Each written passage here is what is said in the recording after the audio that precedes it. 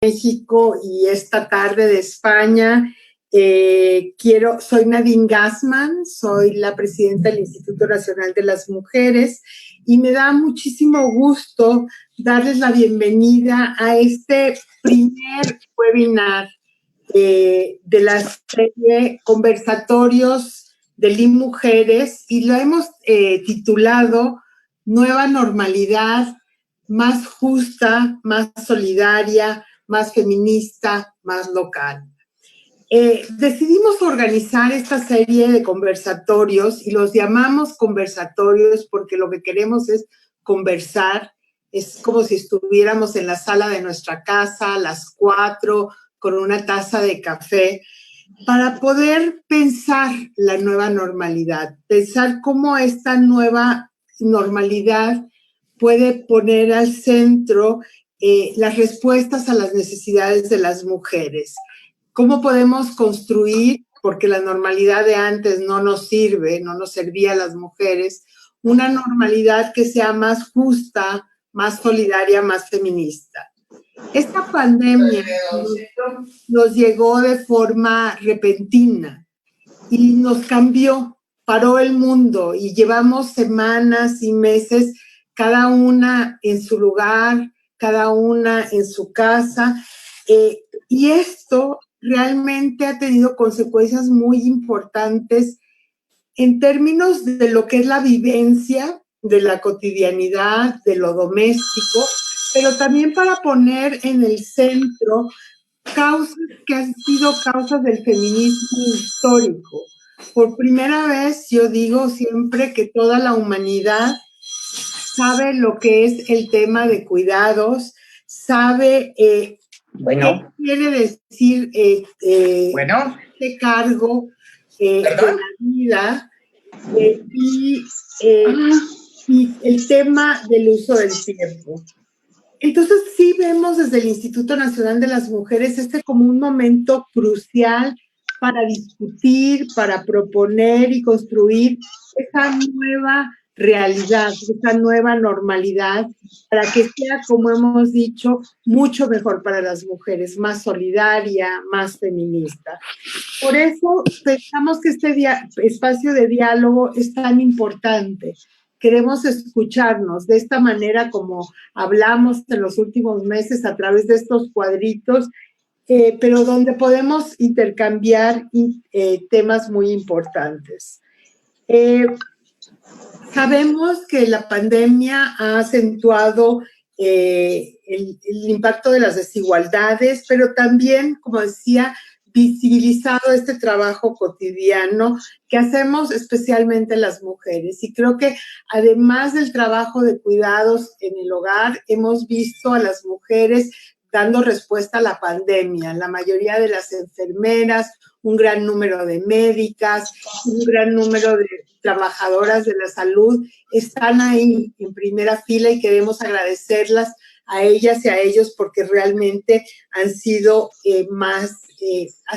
han sido tiempos muy difíciles para todos y para todas.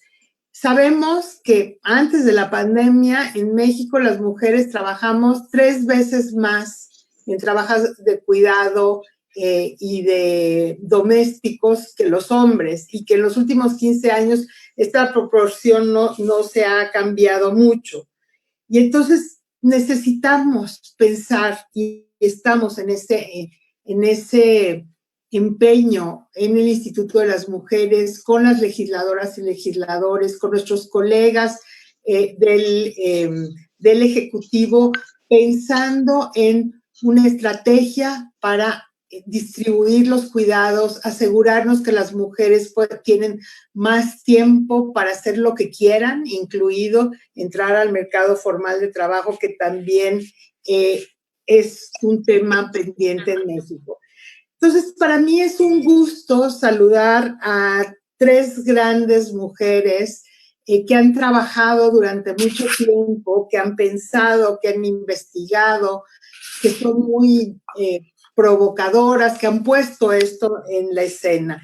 Y voy a empezar presentando a nuestras comentaristas para después presentar a María Ángeles Durán, como se debe también, a las comentaristas también, realmente para que van a hablar sobre este diálogo, sobre estos pactos, estas nuevas miradas.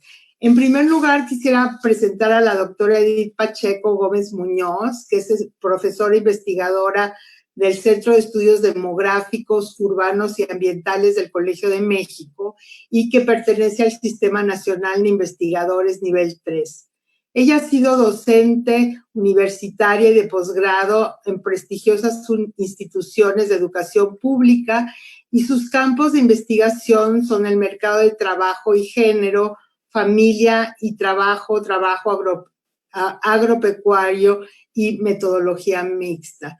Tiene libros muy importantes como El uso del tiempo y trabajo no remunerado en México y Metodología mixta, su aplicación en México en el campo y demografía.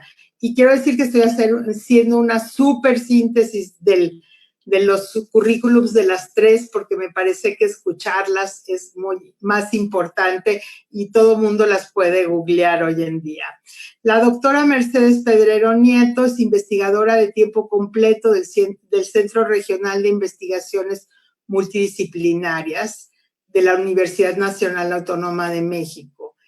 Tiene varios premios y ha sido consultora de varias agencias de las Naciones Unidas y asesora en el diseño de encuestas de hogares en varios países. Su especialidad es en investigación de la fuerza de trabajo no remunerado y el uso del tiempo, temas que siempre ha abordado con perspectiva de género. Y finalmente, es un privilegio presentar a nuestra invitada especial de este primer webinar. Son las iniciadoras de esta serie tan importante, la destacada investigadora y socióloga, la doctora María Ángeles Durán. La doctora María Ángeles es una de las primeras figuras de investigación social de España. En 2018 se convirtió en la primera mujer en recibir el Premio Nacional de Sociología y Ciencia Política del Centro de Investigaciones Sociológicas. Ha sido galardonada con el Premio Nacional de Investigación Pascual Madós y la Medalla de Oro al Mérito en el Trabajo. Es doctora honoris causa de la Universidad Autónoma de Madrid, de la Universidad de Valencia y de la Universidad de Granada. Ella ha trabajado con diversas instancias de las Naciones Unidas, con la Organización Mundial de la Salud, la UNESCO, la Comisión Económica para América Latina y el Caribe, el Programa de Naciones Unidas para el Desarrollo y ONU Mujeres. Sus importantes investigaciones han colocado al centro en el trabajo no remunerado que realizan principalmente las mujeres dentro de los hogares, el empleo del tiempo y la economía de salud. Es autora de más de 200 publicaciones científicas muy importantes. Quiero agradecerte muchísimo, María Ángeles, tu generosidad de compartir conocimiento y sumar a este diálogo para transformar esta nueva normalidad. Te hemos estado leyendo, viendo todo lo que has dicho en estos días. Entonces, te damos la palabra estos primeros 15 minutos para después entrar en un diálogo con Mercedes, con Edith y conmigo. Vamos a recibir también las preguntas de los y las que nos están viendo tanto en esta plataforma como por Facebook para realmente poder tener este diálogo. María Ángeles, tienes la palabra. Muchas gracias. ¿Me veis bien, verdad? ¿Sin problema? Bien. Bien, pues muchas gracias por invitarme a compartir esta conversación. Me da muchísimo gusto estar hablando con tan queridas y tan apreciadas colegas y amigas y representantes de instituciones en México. Así que eso es lo primero, mi agradecimiento por invitarme. Y, en fin, ya entrando en materia, en estos 15 minutos creo que hay que, por mi parte, tengo que intentar resumir cómo la pandemia nos está afectando a las mujeres y, en cualquier caso, tratar aunque me cuesta bastante esfuerzo porque es muy duro y no hemos salido, sigue habiendo brotes, rebrotes, contagios y muertes. Aunque me sea duro, voy a tratar de ver la pandemia como una oportunidad para el cambio y sobre todo como un desafío al que no podemos rendirnos ni sucumbir. Entonces, comenzando por cómo nos ha afectado a las mujeres. Algo muy interesante, lo decía Nadine Gassman al principio, es que probablemente es el primer acontecimiento realmente global y mundial. En cualquier pequeño rincón del mundo, todo el mundo sabe que estamos en riesgo de enfermar. Y lo está sucediendo, pues no sé, en toda la faz de la Tierra, pero también hombres y mujeres, mayores y jóvenes, ricos y pobres, con independencia de los partidos políticos. Esto es importante, ¿no? Ahora, también resulta que en todos los países está afectando a las mujeres de una manera peculiar. ¿Cómo nos está afectando? Pues lo primero de todo, las mujeres trabajamos en casi todos los países en lugares en los que hay mucho contacto directo de persona a persona. Y estos en estos momentos son los empleos con más riesgo de contagio o con más riesgo de cierre de la empresa y, por tanto, de pérdida del puesto de trabajo. Las mujeres estamos, ya se ha dicho, de un modo masivo en la sanidad. En España hemos tenido una enorme cantidad de sanitarios enfermos, contagiados. Afortunadamente, no tanto de fallecidos porque son relativamente jóvenes, pero en cualquier caso han sido los héroes de la pandemia. Y ahí hay una proporción más alta de mujeres que de hombres, que no solamente se han arriesgado ellas o han sufrido ellas durante la pandemia, sino que han tenido el miedo de contagiar a sus familias. Y muchos y muchas han tenido que aislarse o quedarse viviendo en un hotel o en una residencia o no decir más que de lejos saludos a sus hijos y a su compañero, precisamente para prevenir el riesgo de enfermar. Si vuelve a haber nuevos brotes, cosa que es muy probable, tendremos que tener previsto todo esto.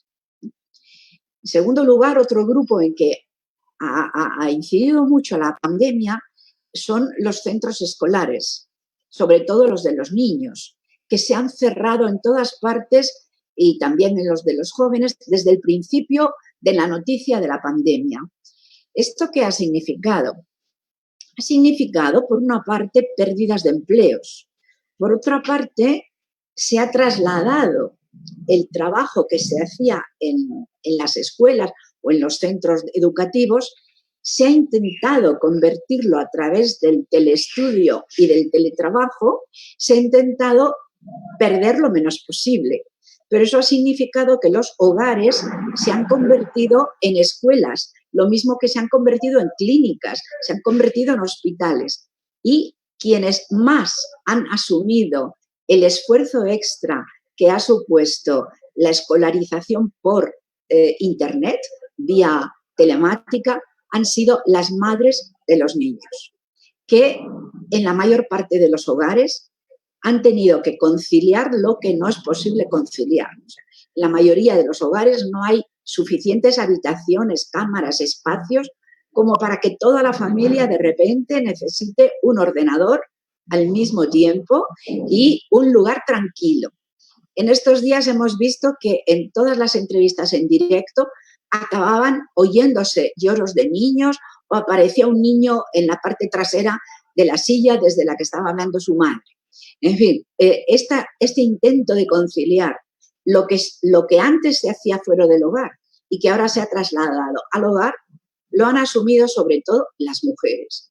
Lo que les ha hecho más costoso el esfuerzo como amas de casa que hacían antes, muchas de ellas, pero también más difícil la conciliación para las que tenían empleo y ahora tienen que intentar hacerlo ellas mismas desde casa y además asumiendo que en casa están todos los miembros de la familia y no hay manera de tener intimidad. Otro sector de empleo de mujeres muy grande ha sido los centros comerciales, especialmente los de alimentación.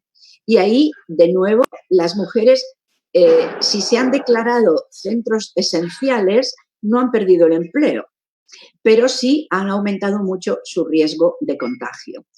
En todas partes hay una queja de que no ha habido suficientes medios de protección individual, los que se llaman EPIs, ¿no? EPI, no sé cómo es, instrumentos de protección individual. Pero precisamente las de los supermercados y los centros comerciales y los mercados de fruta, en fin, de bienes de consumo de primera necesidad, no han tenido ninguna protección especial y han asumido el riesgo abriendo todos los días. Y, en fin, ese ha sido un elemento importante como grupo de población. Después, querría hablar del sistema de transporte. Es el desafío más grande que tenemos en estos momentos. Porque podemos prescindir de las fiestas, podemos prescindir de muchas reuniones, mucho turismo, pero no podemos prescindir en las grandes ciudades, y Latinoamérica tiene muchas grandes ciudades, no podemos prescindir del transporte público. Y este transporte público lo usan sobre todo las mujeres porque tienen menos acceso al automóvil privado. Y el riesgo de contagio en el transporte cuando está muy saturado es altísimo. Entonces, ¿cómo vamos a conseguir mantener el empleo de las mujeres con unos transportes públicos que van a reducir su capacidad a la mitad o a la tercera parte para conseguir que haya distancias suficientes entre los viajeros? Este es un desafío tremendo que nos está planteando, ¿no? Estos son algunos de los grandes desafíos. Va a impactar en la organización de los tiempos, porque, por ejemplo, todo el sistema de enseñanza, como no puede aumentar la cantidad de pupitres, no sé cómo se dice en México, la silla con mesa del estudiante, ¿no? Como no se puede de repente duplicar o triplicar, lo que van a hacer es turnos. Pero si la madre tiene, o la hermana o la niña, tienen un turno incompatible con su horario de trabajo, ¿cómo lo vamos a resolver? Si antes estaba previsto que, por ejemplo, la madre trabajaba por la mañana y los niños iban al colegio por la tarde, ¿qué vamos a hacer? Padres y madres van a hacerse más conciliadores y se van a turnar. Pero no es nada sencillo porque padres y madres también les van a poner turnos en sus propios trabajos. De modo que la organización del espacio-tiempo se nos va a complicar de una manera extraordinaria y hay que buscarle alternativas a lo que antes hacíamos. Y luego hay otro tema muy importante, que es la relación con las personas muy mayores. De las personas mayores que han entrado en hospitalización, en España el índice de fallecimientos ha sido del orden del 20%. Claro, solo se han hospitalizado los que les había atacado el virus gravemente, pero por miedo a que se contagien, se ha establecido una separación por generaciones que antes no había y que afecta muchísimo a la disponibilidad de las familias para contar, sobre todo en situaciones especiales, como que cierran los colegios, con la ayuda de los abuelos. De modo que, por una parte, los abuelos han tenido de repente una sensación de fragilidad muy grande, porque es como si nos hubieran puesto en una diana y hubieran dicho, los abuelos sois carne de cañón para el virus. Y por otra parte, las familias que contaban con la ayuda de los abuelos no se atreven a contar con ella por miedo a contagiarles. Por supuesto, ha habido una desigualdad tremenda. Lo único que ha mejorado en términos de desigualdad ha sido la relación campo-ciudad, porque el virus ataca mucho más en las zonas urbanas, donde hay mucha densidad de población, y la pobreza del campo se ha visto beneficiada de la falta de contactos. O sea, en proporción, el campo que es en todos los indicadores más pobre, peor en un esquema, en una escala de desigualdad, el campo se ha beneficiado. Pero todos los demás indicadores de desigualdad se han fortalecido, o sea, se han hecho más graves con la COVID. La pobreza, los inmigrantes, las personas que ya antes estaban enfermos, los mayores, a todos estos grupos les ha afectado más la COVID, la enfermedad. Y tenemos que buscar soluciones para que no sea así. Entonces, yo creo que ya tengo que ir cerrando mi tiempo, no es eso, pero hay que pensar en soluciones, sobre todo porque no tenemos ninguna seguridad de cuánto tardaremos en tener una vacuna y si esa vacuna podrá acceder a ella toda la población del mundo o se va a reproducir un esquema de desigualdad y solo los más pudientes podrán acceder a ella. Entonces, si no vamos a dominar la enfermedad y solamente vamos a poder tratar algo mejor los síntomas, porque no tenemos vacunas, y son tan costosos los métodos de distanciamiento que estamos utilizando, porque nos llevan al hambre, al cierre de la producción, de los empleos, tenemos que dedicarle un esfuerzo enorme y buscar modos de organizarnos que nos permitan luchar sin rendirnos y sin tener el coste en vidas humanas y en destrucción del empleo que estamos viendo. Si alguien también querría decir que la violencia contra las mujeres también ha aumentado en este periodo. Muchas han estado encerradas con sus maltratadores porque no tenían otra posibilidad, pero el acoso por Internet también se ha multiplicado, igual que lo ha hecho, por ejemplo, el consumo de pornografía agresiva.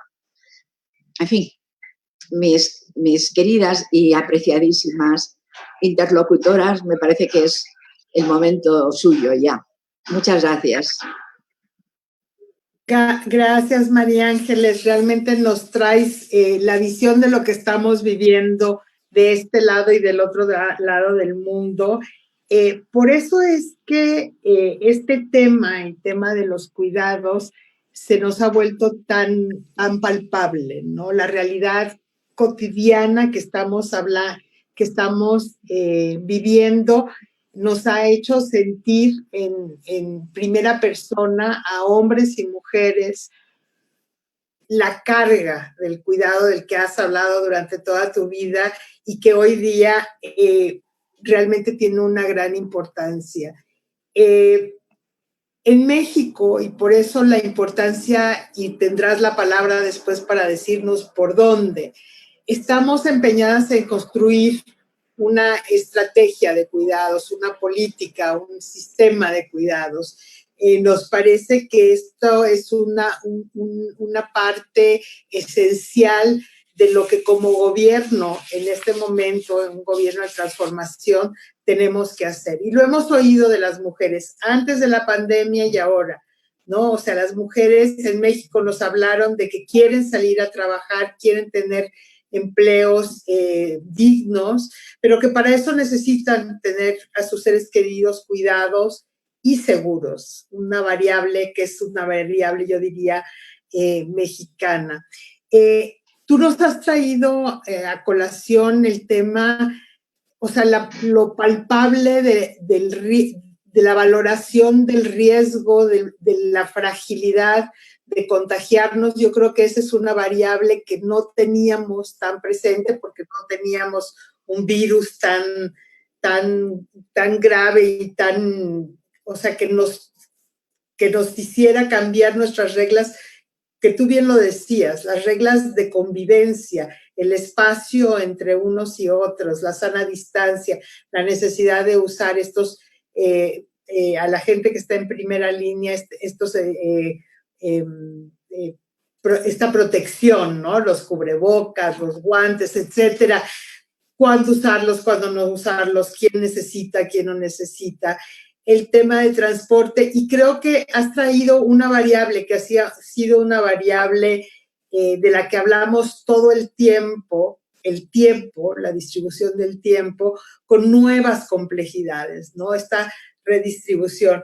Y también has puesto en la mesa algo que es muy palpable, que es que esto no aumenta las desigualdades, ¿no? O sea, no es lo mismo pasar el confinamiento con espacio que sin espacio, mucha gente que poca gente, pero también las desigualdades sociales, económicas, están ahí y se están, digamos, si no hacemos nada, se van a ampliar.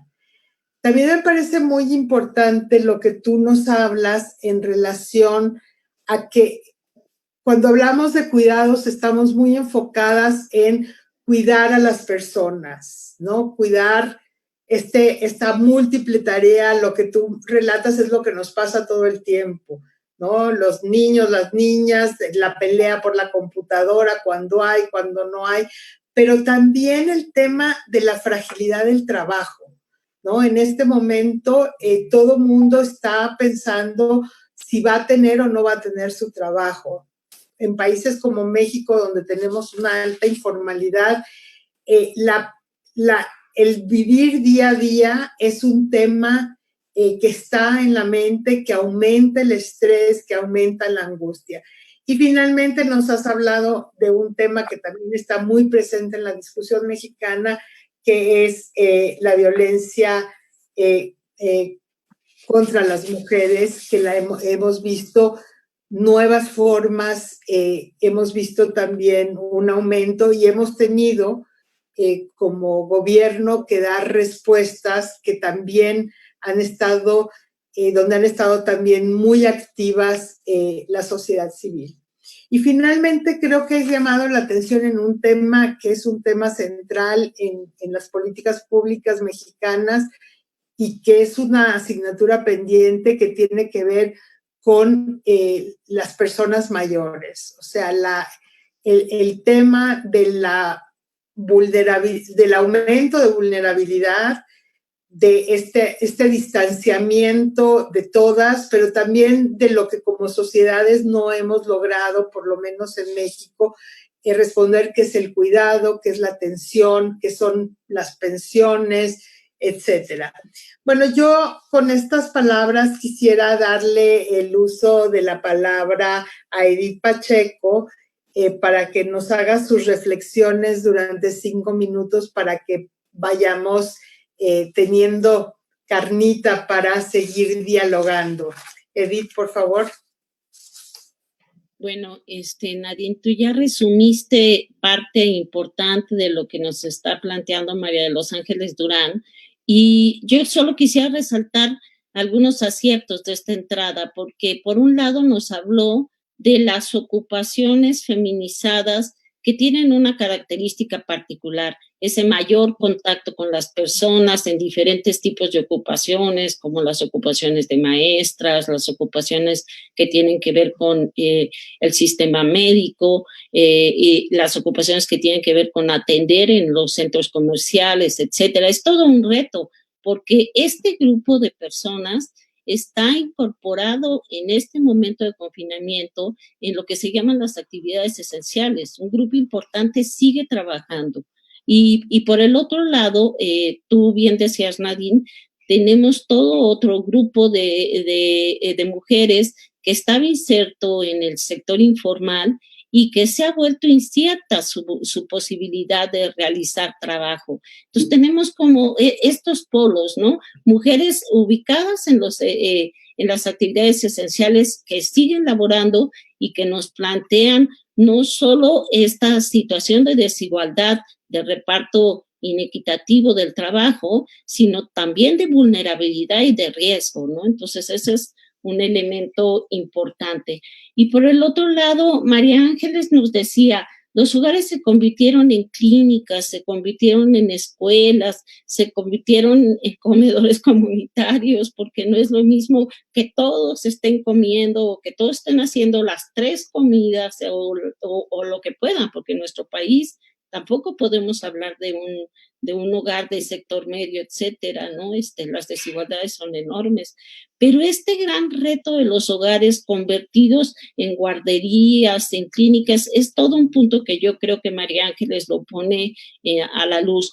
¿Y cómo entonces ir hacia una nueva normalidad más justa? Bueno, yo creo que en principio realmente tendrían que seguir puestos en el punto de debate el tema de la desfeminización de cierto tipo de actividades, el tema de la desprivatización en el sentido de que mucho del cuidado se concentra en los hogares. Eso nos lleva a todo un reto en el sector público, en la política pública, y también mercantilizar algún tipo de cuidados, que va a ser un gran reto porque no van a poder ser realizados de igual manera que han sido realizados. Tener que atender a la sana distancia en cierto tipo de servicios nos va a llevar a otra situación. Yo siento que la nueva normalidad va a pasar por una transición que va a ser muy compleja, esa es mi perspectiva, y va a ser muy compleja por este contexto de desigualdad. Y en esa transición, Ángeles nos decía, bueno, hay que ponerle un elemento de esperanza, ir hacia otro reparto del cuidado. Pero esa transición es un punto clave y sí considero que muchos de las actividades y de los tiempos tendrán que ser reformulados. Yo creo que, por un lado, está el reto de convencer a las personas de que realmente el reparto es desigual. Y desafortunadamente el virus hizo los hogares un espacio donde se constató este discurso. O sea, los hombres, mujeres y niños tuvieron que vivir una situación donde se manifiesta ese reparto desigual del cuidado. Entonces, ese quizás sea una primera oportunidad porque algunos pudieron haber tomado conciencia del tipo de trabajo que significa el cuidado privatizado en el hogar. Entonces, para ahí vamos en términos de... Yo cuando leí el título de una nueva normalidad más justa, más feminista, más solidaria, bueno, en realidad sí creo que si vamos hacia una nueva normalidad más feminista, tenemos que cambiar el concepto de realmente lo que es la producción y poner en el centro al cuidado como un elemento importante. La producción no es solo lo que produce dinero, sino lo que realmente da existencia a la vida. Entonces, esa sería mi primera entrada. Muchísimas gracias, Edith. Muy importantes tus reflexiones. Ahora quisiera darle a la doctora Mercedes Pedrero Nieto la palabra por 5 minutos también, sus reflexiones, Mercedes. Bueno, colegas ya dijeron todo, entonces no me dejan. Bueno, miren, voy a retomar una de las primeras frases que dijo María Ángeles. Como ya siempre, bueno, ahora nos habló de una situación bien trágica, que es la que estamos viviendo, difícil, pero también dijo que era una posibilidad de otras oportunidades y todo esto, y esto lo ligo con lo último que dijo Edith. Y como yo espero que no nada más sea un diálogo entre nosotros, sino también que mucha gente nos vea después, ¿no?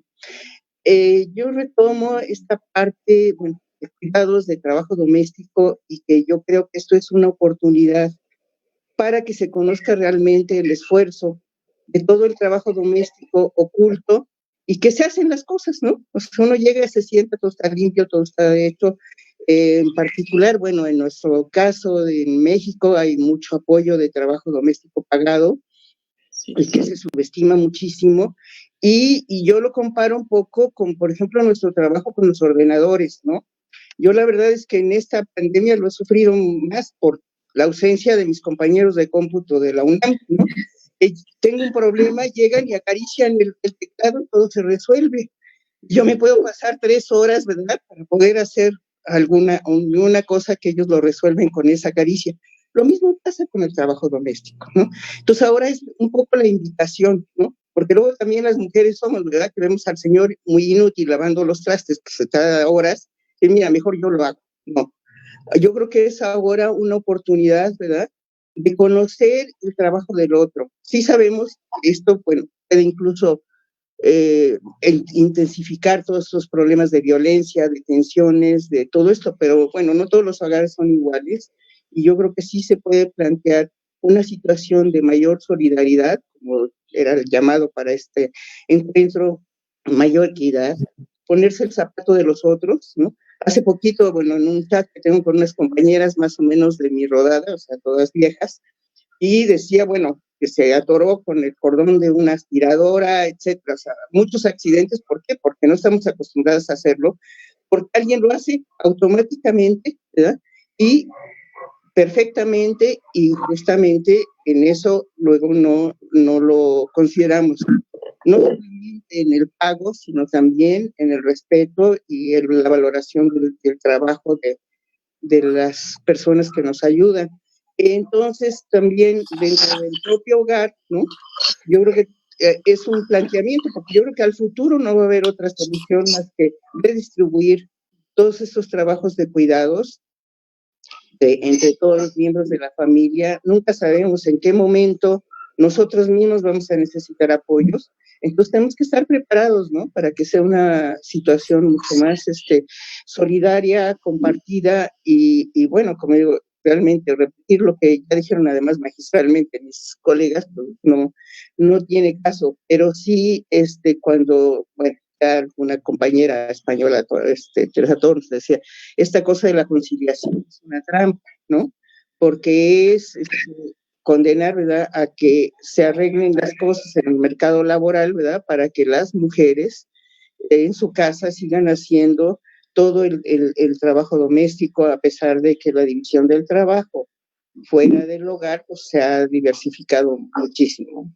Entonces, esto sería básicamente, creo que algún tiempito, para nosotros hacer un énfasis, ¿no?, en que es tanto la parte de trabajo fuera del hogar, que ya se expresó mucho, bueno, sobre todo los riesgos que se están exigiendo, entre todo, ¿no?, el transporte, el contacto con la gente, y esto sumado adentro de los propios hogares, ¿no? Y como decimos, bueno, un poco la relación al comparar países, ¿no?, pues tenemos que tener mucha conciencia que es muy distinto un país donde tiene acceso a todos los servicios, por ejemplo, el agua potable, y otros y además, bueno, las condiciones de vivienda, ¿no? Cuando la gente vive en un solo cuarto, pues entonces son muy complicadas las relaciones y por eso también hay mucho mayor tensión. Pero además en esto que, bueno, hemos tenido en particular, bueno, parece que es también una pandemia universal, pero en México una intensificación en la violencia intrafamiliar, ¿no? No solamente contra las mujeres, contra los niños y niñas y de todo tipo de violencia, ¿no? Tanto física, sexual, etcétera, ¿no? Entonces esto yo creo que sí es un llamado a buscar de qué manera podemos reconsiderar la reorganización de toda la sociedad, empezando por la familia, ¿no? Porque tenemos que ir buscando nosotros, ¿verdad?, la forma de compartir no solo el trabajo, sino también las responsabilidades, ¿no? ¿A quién le toca, cómo, quién distribuye? Ahorita Eddie decía, bueno, esta forma de ahora que es la comida comunitaria, ¿no? Pues ahora nos ha tocado como el replantearnos la organización de las compras, o sea, toda una serie de cosas que nos lleva a pensar en toda la relación que tenemos entre el trabajo doméstico, el trabajo extradoméstico, el cuidado del medio ambiente. Yo creo que es una oportunidad, como decía María Ángeles al principio, el poder ser realmente un replanteamiento a la nueva, no sé si le llamemos normalidad, ¿verdad?, pero los nuevos ajustes que nos está obligando esta pandemia, ¿no? Y me da mucho gusto porque ver así en pantalla a mis queridísimas amigas juntas es así como que pronto nos podemos abrazar. Gracias. Muchísimas gracias, ha sido un gusto escucharlas a las tres. Y quería saber, María Ángeles, si tienes algún comentario, alguna idea de escuchar a tus amigas antes y recordarles que tenemos el espacio para mandar tus preguntas. Mercedes, si puedes apagar tu Perdón. micrófono. María Ángeles. Sí, pues nada, casi me emociona eso de que tengan ganas de darme un abrazo porque yo les echo muchísimo de menos, el país y a ustedes en concreto. Ay, ha sido muy duro esto de no poder abrazar a la gente y no poder verse, pero alguna sugerencia sí tengo. Enlazando con lo que decía Edith y Mercedes, hay que pensar en organización, pero ¿quién y cómo? Y en concreto, ¿qué puede hacerse desde el Estado? Que es, bueno, o las organizaciones internacionales, donde estaría la responsabilidad del Instituto de las Mujeres. Yo no quiero olvidarme de que es un momento muy complicado porque se han quedado endeudados, o sea, tienen menos dinero prácticamente todos los actores económicos. El Estado ha tenido que pedir préstamos en muchos países. Supongo que la Ciudad de México o el Estado mexicano también. Habrá tenido, desde luego España y toda Europa está ahora mismo pendiente de conseguir créditos, con lo que aumentar los servicios públicos, si ya antes era difícil, ahora es más difícil todavía. Pero para las familias, mercantilizar, o sea, sacar fuera del hogar servicios que antes estaba produciéndolos el hogar, es mucho más difícil que antes, porque no solamente no podemos sacar los que antes sacábamos y mucho menos nuevos, o sea, hacer una transferencia ampliada fuera de los hogares, porque los hogares se han quedado endeudados después de 2 o 3 meses con los ingresos muy reducidos. Entonces, las empresas les pasa igual, no han tenido ingresos y muchas de ellas van a ir a la quiebra. Entonces, nos queda un sector que ha jugado un papel importante y del que todavía no hemos hablado, que es el voluntariado. Yo estoy haciendo en estos momentos 2 propuestas concretas para España que me imagino que igual se pueden hacer en México.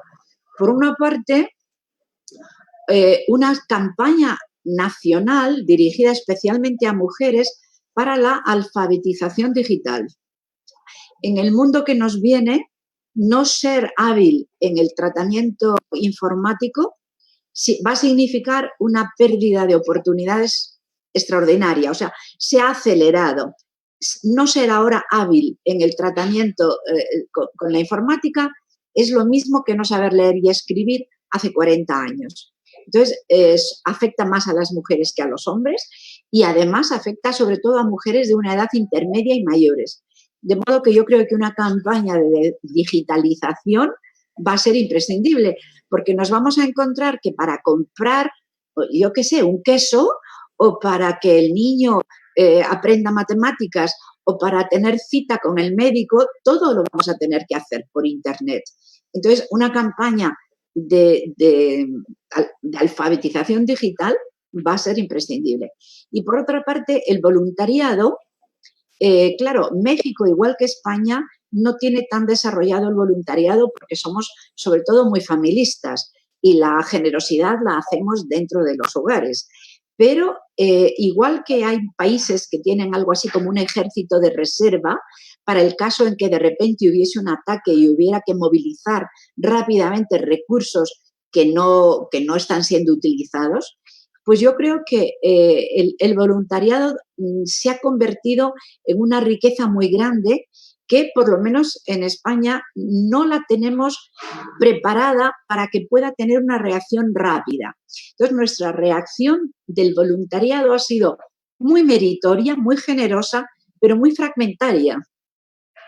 Y si tuviésemos la capacidad de de tener preparado, por así decirlo, de reserva, en caso de que vinieran nuevas oleadas de la pandemia, sería muy importante poder contar no solo con los recursos institucionales, sino con los recursos gratuitos de la generosidad. Yo, por ejemplo, estoy muy admirada con cómo responde México ante un terremoto. Yo creo que eso en otros países sería mucho peor, pero es porque tiene entrenamiento y porque tiene también incluso un componente de solidaridad, de estar pendiente del vecino, ¿no? Para la pandemia yo creo que tenemos que cultivar mejor y organizarnos mejor a nivel nacional en este potencial que es el voluntariado. Y, por supuesto, es decisivo el papel de los medios de comunicación, porque ¿quién va a conseguir que hagamos reorganización de los tiempos y los espacios dentro de los hogares y que haya más conciliación? Campañas de publicidad, por así decirlo, campañas de cambio de mentalidad, porque o lo hacemos o la factura no la vamos a pagar solo las mujeres. La pagaremos las mujeres en primer lugar, pero después será como un dominó en que todos iremos sufriendo si las mujeres también sufrimos demasiado. Entonces hay que contar con los medios de comunicación, pensar en campañas de cambio de actitud, cambio de imagen. Y estoy de acuerdo en que esto ha sido una oportunidad porque efectivamente hay hombres o mujeres jóvenes que antes no compartían o niños que han aprendido en el confinamiento, han aprendido el valor de quien lo hace calladamente y sin pedir prácticamente nada a cambio, o han tenido que hacerlos. Un amigo mío me decía, me he dado cuenta durante la pandemia de que efectivamente las mujeres tenéis una sobrecarga, porque yo siempre comía afuera, desayunaba afuera, me lavaban las cosas a alguien que venía y le ha servido como un aprendizaje que no deseaba, pero que al menos ha aprendido. Mucha gente ha pasado por el aprendizaje y lo único que quiere es olvidar el aprendizaje. No nos hagamos ilusiones. Hay gente que pasa por la experiencia y sale corriendo en cuanto puede. Pero sí hay gente que lo ha vivido y estará en un buen momento para escuchar una campaña a favor del reparto de estas responsabilidades. Y, por supuesto, si nos quieren hacer caso en los altos niveles de la academia y de la política, el cuidado tiene que ponerse en la contabilidad nacional, porque no sé cómo podemos hacer buenas políticas públicas si seguimos invisibilizando el trabajo no monetarizado de cuidado. Estoy totalmente de acuerdo. Es imposible hacer políticas públicas sin un presupuesto. Y ese presupuesto tiene que tener en cuenta dinero y tiempo no remunerado. De lo contrario, no podemos concretar nunca un servicio público. Muchísimas gracias, María Ángeles. Y justo das pie a la siguiente parte de este diálogo donde queremos ver hacia el futuro estas propuestas, estas ideas. Ya has puesto en la mesa varios temas, pero dos temas esenciales, el tema de la solidaridad y el tema de la visibilización. En México se ha hecho el estudio de a cuánto contribuye el trabajo de cuidados y es el 23% del PIB. O sea, no hay nada. Por ejemplo, es más que la industria manufacturera. Entonces, sí, si lo pusiéramos en las cuentas nacionales, y ahora que en México estamos desarrollando también un índice de bienestar, pues hay mucho que hablar y que hacer en esto. Tenemos estamos recibiendo preguntas. Alguien nos pregunta qué cambios pueden prever en las condiciones laborales. Yo no sé quién de ustedes quisiera responderla, Edith, Mercedes, para después y empezar con esto a transitar. ¿Qué hacemos? ¿Qué pactos son los que tenemos que hacer para que esto no sea una cosa pasajera, que sea algo que realmente no solo nos influencie en lo personal, pero también en las políticas públicas?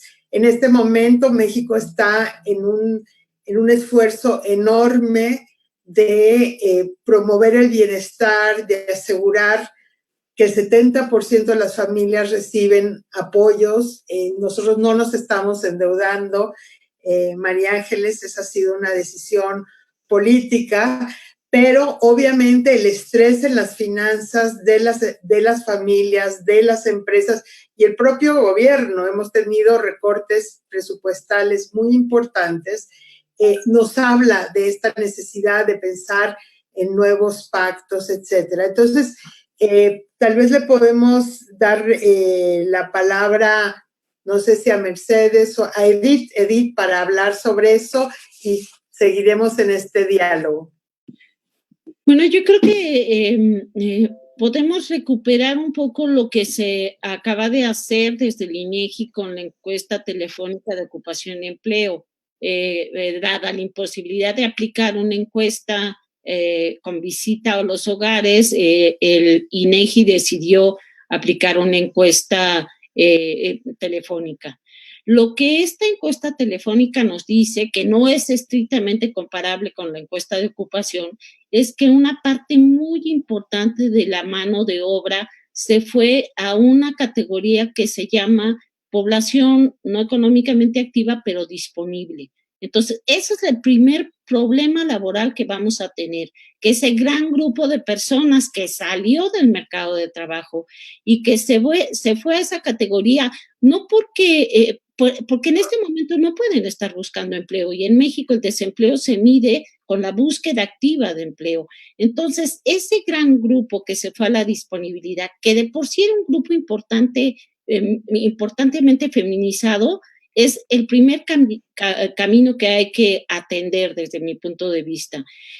Por eso yo creo que algunas posturas que tienen que ver con generar un ingreso de emergencia para esa población que perdió trabajo sería la primera posibilidad para empezar a generar cierto tipo de economía con población que se quedó sin ingresos, ¿no? Entonces, eso es lo que va a pasar en el mercado de trabajo.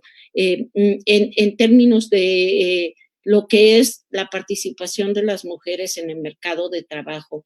Y luego hay muchas ocupaciones que bien nos decía María Ángeles, están en riesgo. Por ejemplo, las escuelas, ¿qué va a pasar con las escuelas? ¿Qué va a pasar con los maestros? El sistema escolar va a tener que modificarse de cierta manera. Y también, ¿qué va a pasar con las mujeres que van a tener que seguir cuidando niños mientras no se regrese a la escuela y que tienen un trabajo remunerado y que quizás regresen? Entonces, otra de mi manera de pensar es que se van a tener que reducir las jornadas laborales. Es el momento para hacerlo. O sea, si realmente se quiere tener una situación de cuidado distinto, las jornadas tienen que ser reducidas, no para las mujeres, tienen que ser reducidas para los trabajadores, porque si no, ese reparto de cuidados va a seguir siendo desigual. Sería como mi primera reacción, digamos. Mercedes.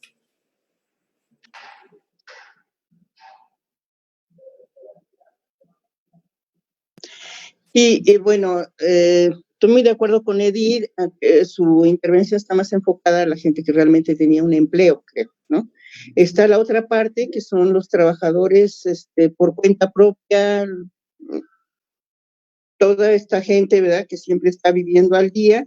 Y entonces, claro, que para ellos es muy importante porque efectivamente ahorita su demanda pues se ha caído al suelo, sus posibilidades de salir a vender, etcétera, pues está limitada por la pandemia. Y entonces en eso también, bueno, yo he observado en algunos casos en la ciudad en que vivo, etcétera, que se han dado otras dinámicas también, ¿no? Incluso ahí se han potenciado la mano de obra familiar, ¿no? Ahorita con preparación de comida que entregan a domicilio y otras cuestiones, ¿no?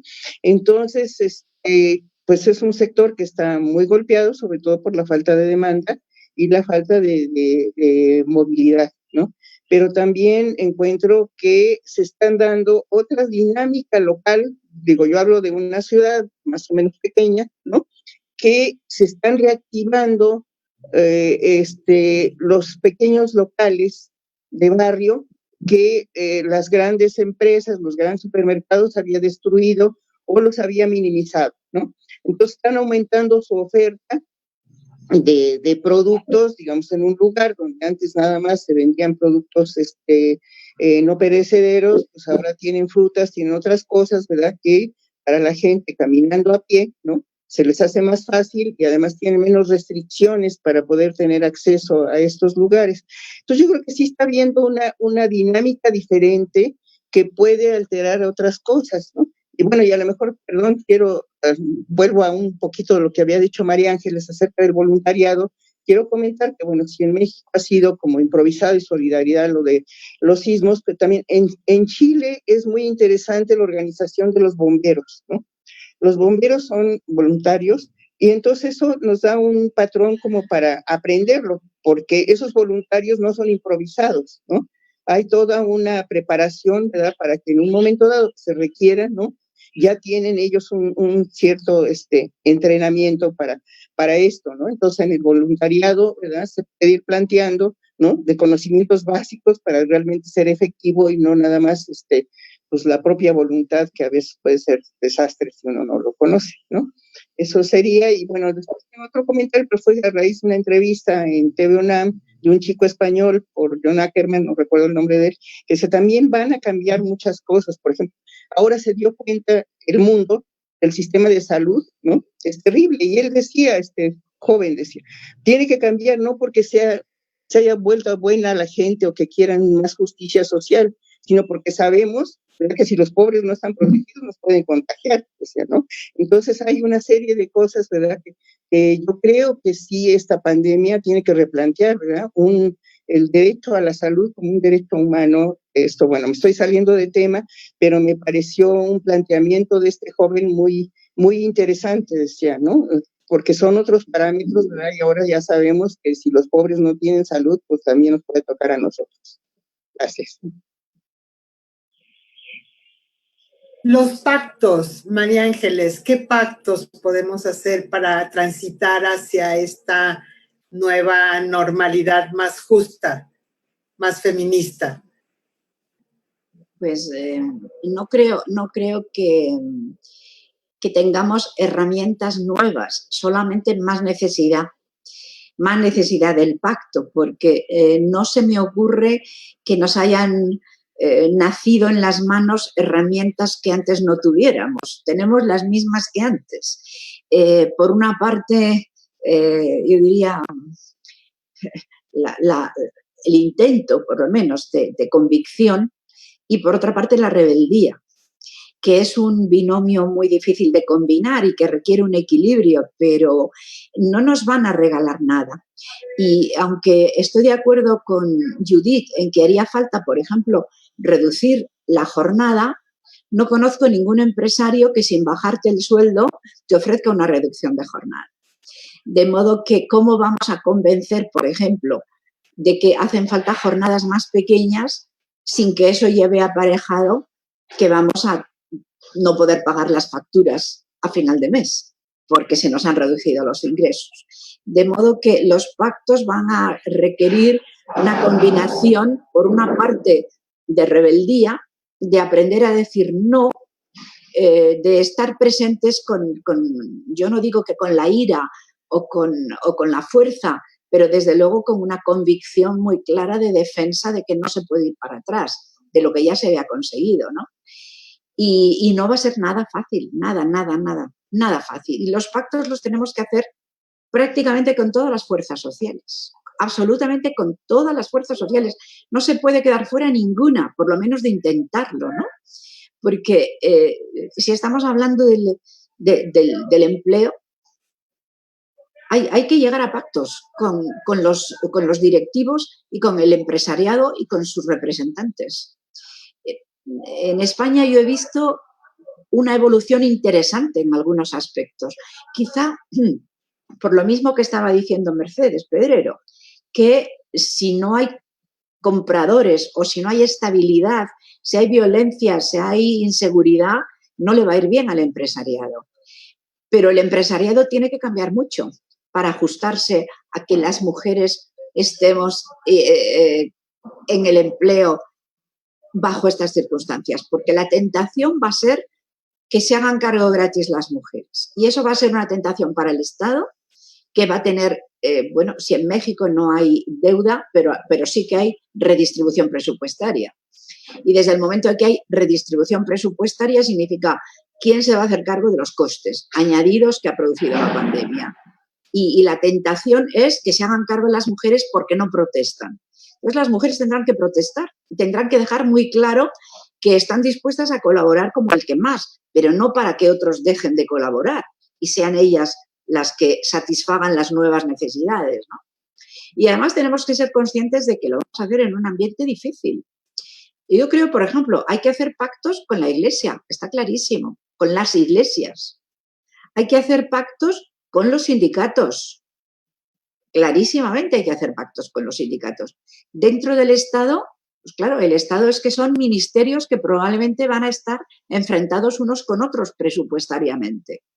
Porque el Ministerio de Industria, ya lo estoy viendo en otros países, el Ministerio de Industria, por ejemplo, está pidiendo pues demoras en está pidiendo transformaciones hacia energías verdes con ayudas del Estado. Pero el Ministerio de Educación está pidiendo que le dupliquen el número de profesores, porque no puede atender el doble de clases de niños con el mismo número de maestros. Y tenemos que intentar que los distintos sectores del gobierno acepten un pacto que a las mujeres no nos deje atrás, porque va a haber ministerios o departamentos, como se llame en cada país, ¿no? Va a haber departamentos que van a estar muy poco proclives a que se gaste dinero en nuevos programas que atiendan sobre todo las necesidades de las mujeres. Y luego también habrá que pelear por hacer pactos en todos los niveles territoriales del Estado, desde el pueblito, el barrio, la comunidad, la región, o el país en su totalidad. Hay servicios, por ejemplo, en España está muy, muy descentralizado, tanto perdón, oh, va. Esto se llama estornudar como una ventana internacional. Bueno, pues, y hacerlo con etiqueta. Eso, sí. Pues no, estaba diciendo que hay, según la estructura organizativa de cada territorio, puede que estén absolutamente transferidas las responsabilidades. Y si lo está sanidad y educación, habrá que pelear barrio a barrio, localidad a localidad, provincia a provincia.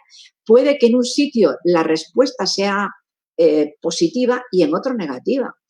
Y puede ser que gobierne un color político que da importancia a unos valores que tienen una prioridad presupuestaria y en la provincia próxima sea al revés. De modo que es que todos los frentes de batalla se abren para quien quiera llevar el liderazgo y la iniciativa. O sea, es un frente interminable a todos los niveles. Por eso creo yo que la movilización de las mujeres en estos momentos es muy importante y no podemos adoptar el papel de resignadas. Nuestro mayor enemigo ahora mismo es la resignación. Gracias, me encantó. Nuestro mayor enemigo es la resignación, no nos resignamos.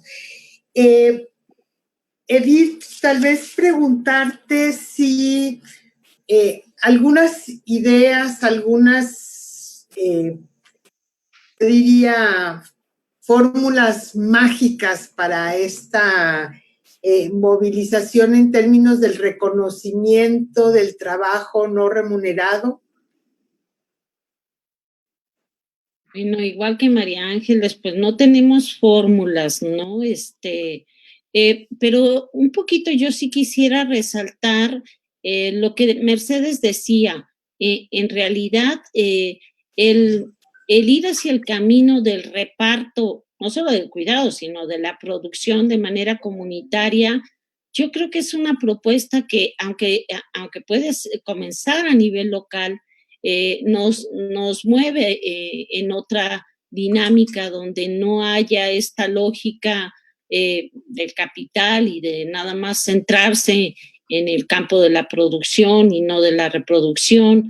Sí creo que también podemos apostar, como lo hace la economía feminista, a una organización más comunitaria de los trabajos y en ese sentido plantear que tenemos esa vía. Coincido plenamente con María Ángeles, o sea, las mujeres tenemos que luchar en este momento más por nuestros derechos, porque si hay un riesgo de retroceso, un riesgo de retroceso importante en algunos avances en términos de reducción de desigualdad en el reparto de las actividades, y es el momento de ponernos en atención y tratar realmente de responder si el camino va hacia un camino donde se retorne a esta visión tradicional de mujeres cuidando en sus hogares. Gracias. Tengo varias preguntas muy interesantes del público, muchas felicitaciones, muchos cariños, pero nos preguntan, y le voy a preguntar esto a Mercedes y también a María Ángeles, ¿qué piensan de las cooperativas comunitarias de cuidado? ¿Son realmente una opción? ¿Tenemos experiencias de eso? María Ángeles, pero Mercedes, si nos dices tu opinión y después le damos la palabra a María Ángeles. Bueno, yo en realidad no he tenido ninguna experiencia de cuestiones comunitarias, salvo de familias, ¿no? O sea, en realidad todavía, como decía María Ángeles, en España son familistas, bueno, yo creo que en México peor, ¿no? Pero además ha cambiado mucho la estructura familiar. Cuando era la familia extensa, pues toda la distribución de los cuidados se hacía entre más gente. Bueno, incluso todavía eso opera. En algún trabajito que hice comparando España con México, justamente eso veíamos, el tiempo de cuidados para niños en España era mucho más alto que en México. Decíamos, ¿cómo es posible si hay más niños en España? En México, ¿no? No, pero era la forma en que nosotros lo veíamos, ¿no? O sea, si era por persona o si era por niño, ¿no? Entonces, lo que pasa es que en España estaba más concentrado en una sola persona y en México en una familia extensa. Ahora, en México ha ido cambiando y sobre todo en las grandes ciudades eso ya no va existiendo y en ese sentido creo que solamente en las zonas rurales, porque eso yo lo veo con mi compañera casi de vida, que ha sido la trabajadora doméstica que me ha apoyado 38 años, ¿no? Yo veo como en zonas rurales sí existe, pero no una forma cooperativa, sino una forma solidaria. Por ejemplo, con las personas muy ancianas en un pequeño pueblo, pues se coordinan para llevarle la comida, etcétera, pero como una cosa así colectiva, organizada, no lo he llegado a ver. Un poquito de comedores públicos que ahora se están gestando, por lo menos aquí en Cuernavaca, uno que otro, para regalar comida a la gente que realmente no tiene que comer, pero son como iniciativas muy localizadas con pequeños grupos. Un pequeño restaurante lo está haciendo, otro grupo de señoras lo están haciendo, que lo sirven en un parque, etcétera. Pero forma así realmente organizada de cooperativa no conozco, la verdad. Gracias, Mercedes. María Ángeles, experiencias ¿es un camino para digamos, formalizar, redistribuir, pagar por cuidados las cooperativas, la experiencia europea? Es un camino que parece imprescindible y sin embargo es muy, muy difícil. Es muy difícil. Vuelvo a insistir en que cuando las familias extensas o nucleares siguen siendo muy cerradas en sí mismas y muy poderosas, muy potente el vínculo, entonces llevarlo fuera de la familia cuesta esfuerzo. Y eso sucede en España y en México, ¿no? A mí me sorprendió, por ejemplo, mucho viviendo en Estados Unidos, la facilidad con la que resolvían con desconocidos muchos problemas cotidianos. Por ejemplo, en la iglesia se ponía un anuncio diciendo ¿quién puede acompañar a la persona que no se mueve por sí misma el martes al médico? Y la gente estaba acostumbrada a hacerlo. O busco persona para compartir coche para llevar a los niños a gimnasia o para ir todos los días a la ciudad desde un poquito más lejos. Está desarrollado esta forma con desconocidos, solidaria o ni siquiera solidaria, intercambiable, pero fuera de mercado. Y yo creo que, sin embargo, me parece por una parte imprescindible, porque si no, ¿cómo? O sea, si no lo hacemos con los recursos no monetarizados que están a nuestra disposición, ¿cómo lo vamos a hacer? Si no vamos a tener dinero y el Estado no va a tener servicios públicos y al mercado no le interesa porque no tenemos dinero, tenemos que arreglarnos con nuestros propios recursos. Yo acabo de incorporarme a una cooperativa de cuidados para edad avanzada. Se llama Meridiano e intentamos diseñar un modo de vivir con cierto grado de apoyo cooperativo en la última etapa de la vida, no cuando estemos muy, muy mal, pero cuando estemos regular, ¿no? O sea, las dificultades organizativas que estamos encontrando son enormes. Entonces, de vez en cuando hay alguien pionero que ya ha tenido éxito.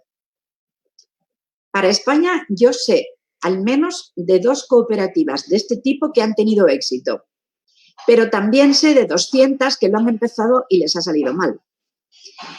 ¿A qué prefiero mirar? Pues la respuesta es que yo me he apuntado a una, pero también es cierto que llevamos 10 años y que no avanzamos mucho. Pero, sin embargo, precisamente con la pandemia, todos los organismos públicos han empezado a pensar en el cohousing como una alternativa a las residencias tradicionales. De modo que, como la necesidad es tan patente, el momento es bueno para cualquier iniciativa. Ahora, yo no puedo decir que tengamos mucha experiencia de funcionamientos cooperativos. Los hay en centros de enseñanza, pero de cuidados yo creo que por ahora hay muy poquitos. Los poquitos que hay les viene a ver la televisión desde Corea y desde Estados Unidos y desde todas partes. O sea, son súper famosos y todos queremos tener éxito como ellos. Pero los que han tenido éxito tenían un liderazgo muy, muy eficaz y además mucho tiempo de rodaje como amigos o como algún tipo de afinidad previa. Una pregunta muy puntual que te hacen, María Ángeles, es que si en España sigue funcionando el banco de tiempo. Funciona y en algunos sitios funciona mejor que en otros, pero ha encontrado muchísima oposición de los sindicatos. Porque, para que todo el mundo sepa de qué se trata. Sí, un banco de tiempo en realidad es una fórmula que se inventa para conseguir posibilidad de prestarse tiempo de un modo muy flexible, muy flexible. De modo que yo, por ejemplo, doy 2 horas de cuidado a cambio de que alguien me dé 1 hora de inglés. O 2 horas de inglés si se pone como condición que todo el tiempo vale igual. Pero, insisto, se ha creado en muchos sitios y tiene un funcionamiento muy modesto, pero se está pensando ahora en volver a potenciar esta fórmula, volver a potenciarla. El problema fundamental está en que la legislación laboral es muy rigurosa. En México, con tantísimo trabajo informal, supongo que de alguna manera será más sencillo, pero en España todo está muy, muy, muy legislado. Entonces, los sindicatos en concreto no les gustan los bancos de tiempo y ha habido que poner una cláusula diciendo que nunca será un trabajo que lleve más de cierto número de horas. En fin, tiene una vigilancia muy estricta para que no compita con los modos tradicionales de asalariados, ¿no? Gracias. Mercedes quiere hablar. Y si alguien por ahí quiere ir pensando una pregunta que nos hacen de si esta pandemia ha cambiado la mentalidad de los hombres. Perdón. Sí, adelante. Mira, sí, nada más una cosa que se me había olvidado. Sí, en alguna ocasión que di una conferencia en el Hospital General por otras razones, me encontré que había un banco de tiempo para enfermos de Alzheimer. Era muy interesante porque era un banco donde se inscribían familiares que habían tenido un familiar con Alzheimer y que ya había fallecido y que habían sufrido el no disponer de tiempo. Entonces ellos se anotaban y para que ya los nuevos cuidadores de Alzheimer pudieran hacer una solicitud, por ejemplo, una tarde para poder ir al dentista o para alguna cuestión así, ¿no? Entonces sí, ahí había un banco de tiempo específico para enfermos con Alzheimer y decían eso funcionaba muy bien porque ya tenían la conciencia de todo lo que puede pasar con una persona con este padecimiento y las necesidades del cuidador. Gracias. Muchas gracias y gracias por traer el tema de los cuidadores y las cuidadoras. María Ángeles. Sí, es que oyendo a Mercedes, en estos días precisamente estaba hablando con una iniciativa privada que se llaman Quickers y que incluso quieren cotizar en bolsa. Y lo que pretenden es que haya una enorme red con un portal muy amplio en el que se produzcan intercambios y asesoramiento entre personas que necesitan cuidados. Todavía no está en marcha. Pudiera ser, es una iniciativa, ya digo, privada, en cierto modo es voluntariado y la financiación esperan que les venga sobre todo de las entidades que se publiciten en su portal.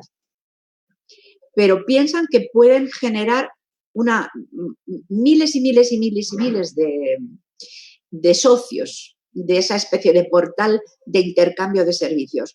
No es exactamente un banco de tiempo, pero algo tiene de común con ellos. ¿Y los hombres han cambiado, María Ángeles? Vamos a ver. De momento sí que han cambiado en el sentido de que como están en casa sin poder salir, pues tienen la posibilidad de hacer unos cuidados que no han hecho nunca y de ver cómo se hacían antes. O sea que ha aumentado la participación de los hombres, claramente, y también mentalmente las actitudes han cambiado. Lo que no sabemos es qué duración va a tener este cambio. Ok. Edith. Pues lo que ha cambiado es su realidad. En este momento se enfrentaron a una situación, algunos de ellos, no todos, que tuvieron que estar en el hogar y ver cómo es el trabajo de cuidado, ¿no? Tanto directo como indirecto. Eso de una u otra manera los hace reconocer ciertas actividades, como dice María Ángeles. De ahí a pasar un cambio de mentalidad es bastante complicado. Yo no me percibo como generación viendo eso, soy un poco pesimista en el asunto, pero sí creo que este es un momento que los enfrenta a ver, a tener enfrente algo que no tenían enfrente, ¿no? Entonces, creo que sí puede ser un momento de arranque, de reconocimiento diferente al estar afuera y no compartir los trabajos de cuidado. Eso es lo que a mí me parece que ahorita es una posibilidad. Y por eso María Ángeles planteaba el asunto de los medios de comunicación.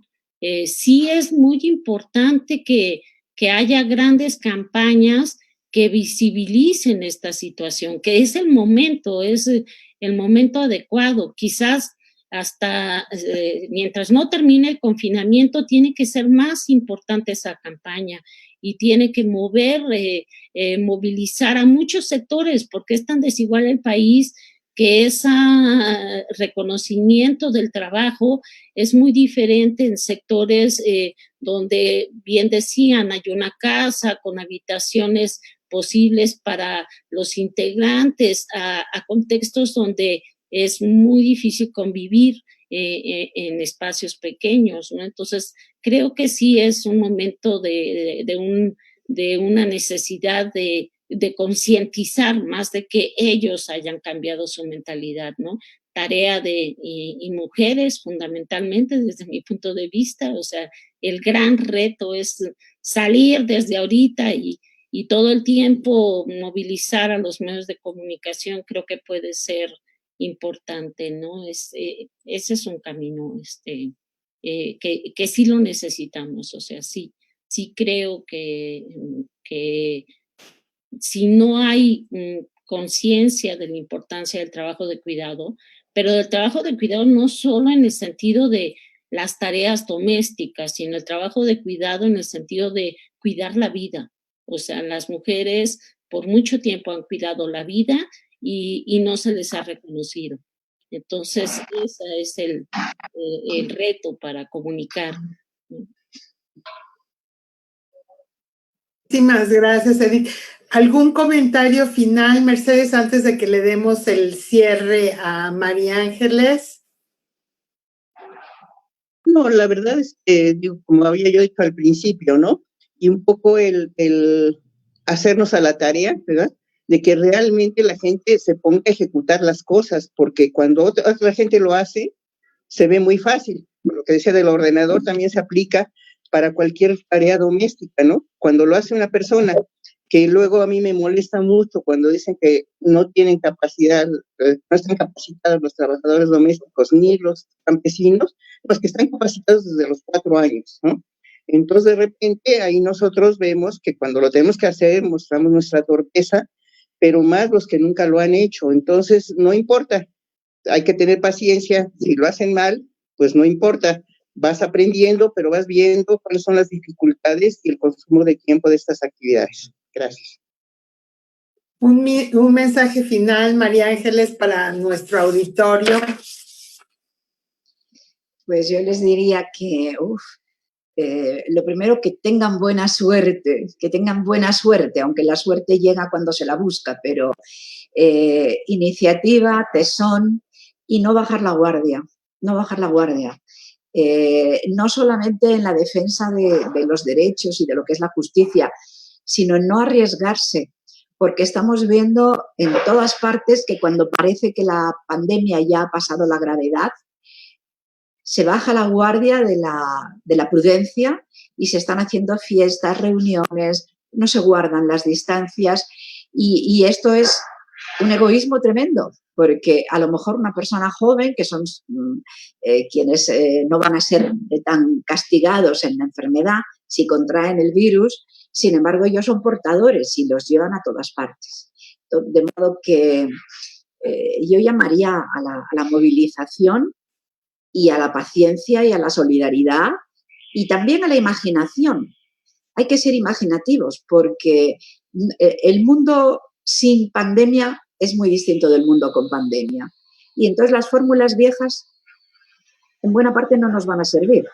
Tenemos que pensar y en ese sentido incluso personas tan lejanas de lo que son las políticas públicas como los poetas o los artistas pueden ser que pueden brindarnos una creatividad y una imaginación que ellos son depositarios de esas cualidades. Y ahora nos hace falta todas las cualidades para imponernos ante esta amenaza. Muchísimas gracias, María Ángeles. Sí, o sea, mucha imaginación, mucha solidaridad. Aquí hemos estado acompañadas durante todo este tiempo con un programa fantástico de la Secretaría de Cultura que se llama Contigo a la Distancia. Te lo recomiendo mucho. Pues se acaba nuestro tiempo. Yo quiero agradecerles a las tres por sus intervenciones, por sus reflexiones. Nos llevamos muchas reflexiones, muchas ideas, un sentido de realismo, pero también de la necesidad de imaginar cómo podemos salir de esta nueva de esta normalidad a una nueva normalidad reflexiva, solidaria, imaginativa. Les agradezco muchísimo por su participación, María Ángeles, Edith, Mercedes, a todos y todas las que nos vieron por las redes sociales. Este programa se grabó, entonces lo pueden ver y vamos a estar teniendo este tipo de conversaciones en las próximas semanas, porque esta es parte de nuestra nueva realidad, poder vernos a la distancia, poder reflexionar y dialogar sobre este futuro que tenemos desde las políticas públicas que construir para que sea más justo, para que sea realmente una normalidad feminista. Muchísimas gracias a todos y a todas y seguimos en contacto. Gracias.